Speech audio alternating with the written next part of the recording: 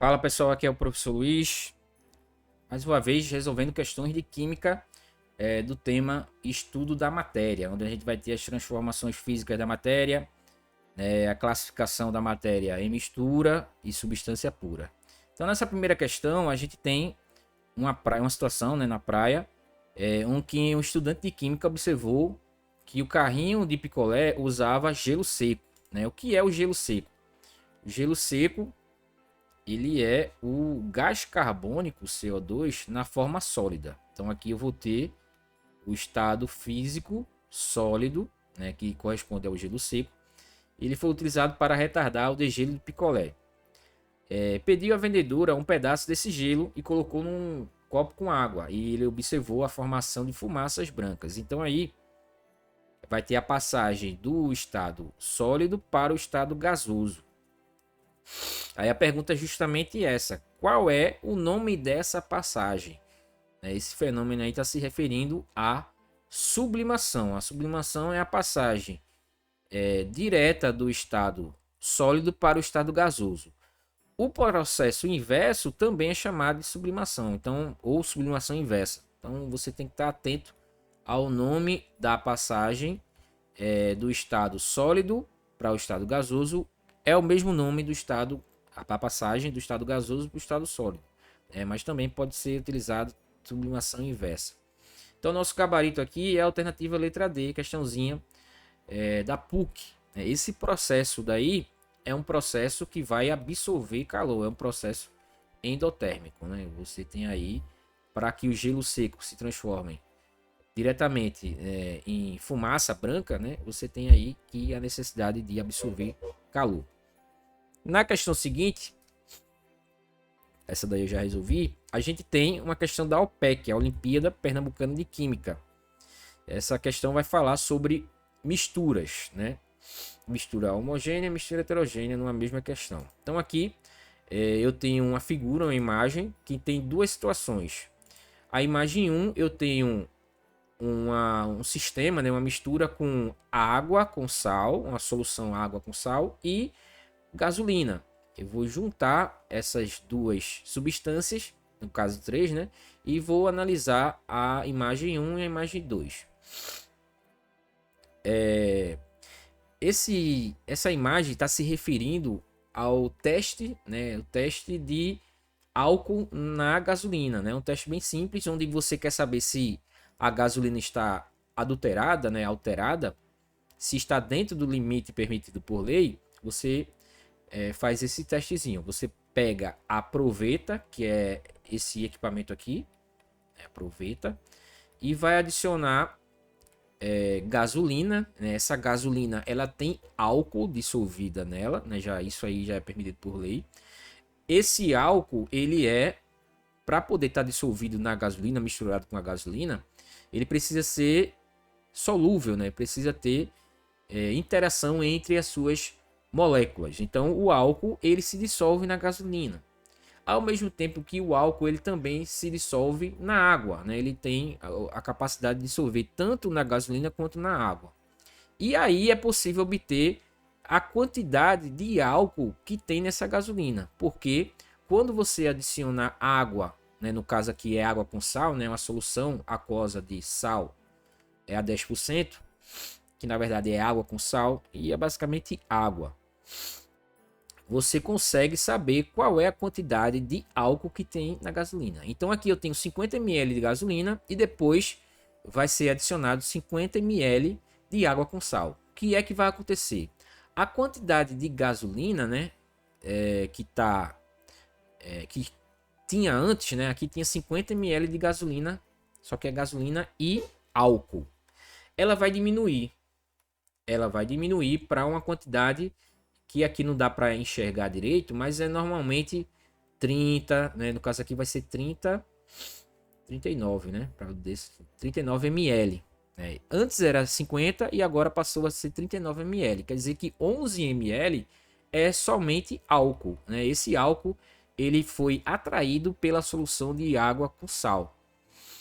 Então aí o álcool ele não está mais dissolvido na gasolina, ele está dissolvido agora na parte que tem água e sal.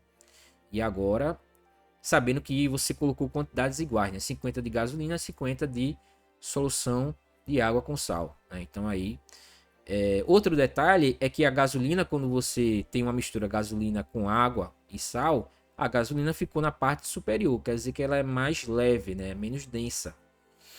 Tá aí, essa é a situação. E aí a gente vai analisar as alternativas. Na letra A, ele fala que o álcool é miscível, ou seja, ele se dissolve, né, na solução de água com sal. Que ele fala aqui, ó, solução aquosa de cloreto de sódio a 10%. Isso aqui está correto, né? O álcool ele é solúvel na água com sal. E ele continua falando que é immiscível com gasolina. Essa parte aqui está errado, né? Álcool ele é miscível na gasolina, que é justamente a imagem 1. A imagem 1 é a gasolina com álcool. O álcool está dissolvido na gasolina. Então a letra A ela está errada, não é o nosso gabarito. Na letra B ele fala que a gasolina sem álcool apresenta maior densidade. A palavra aqui está errada, não é maior, é menor, porque como ele está na parte superior, significa que a densidade é menor do que a solução de cloreto de sódio a 10%, que é a solução de água com sal. Água com sal, o sal de cozinha, o cloreto de sódio, é justamente essa solução que ele está falando aqui.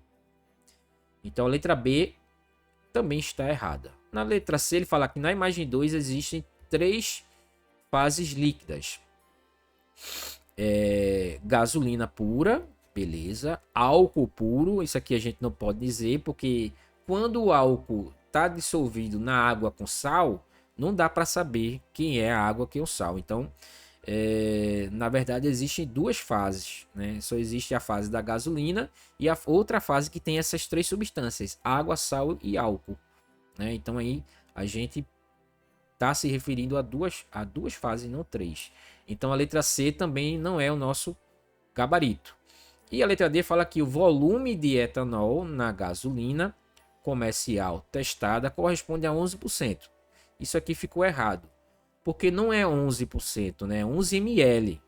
E esse 11 ml não corresponde a 11%. Para você saber a porcentagem, você tem que saber o quanto você tem antes com o quanto você tem depois.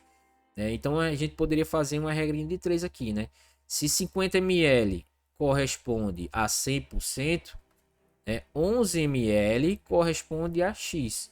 Então você fazendo essa regra de 3, você sabe qual é o percentual de álcool que tinha na mistura gasolina com álcool, né? Fazendo essa regrinha, a gente encontra em torno de 22%, alguma coisa assim. Então aqui você multiplica 11 vezes 100 e divide por... e vai dar justamente isso, vai dar 22%. Então não é 11%, mas sim 22%. E o nosso gabarito é a letra E. A gasolina é praticamente miscível com a solução de cloreto. Immiscível, né? Que não se mistura com a solução de cloreto de sódio e água. E o etanol apresenta miscibilidade na gasolina. Isso também está correto. Então a gasolina não se mistura com a solução de água com açúcar, ela não se mistura com a água, mas aí o etanol ele é miscível com a gasolina, né? Justamente na imagem 1 isso demonstra isso. Então nosso gabarito é a letra E. Questãozinha da Olimpíada de Química que trouxe uma série de questões aí envolvendo esse tema. Continuando aqui, uma outra questão da Olimpíada de Química é sobre o tucupi, que é o molho amarelado típico da culinária amazônica, feito com o sumo de mandioca fresca apurado ao fogo até adquirir consistência. No processo de preparo, é aí que vem o que a gente vai precisar utilizar para responder. A mandioca descascada, ralada e espremida para extrair a fase líquida.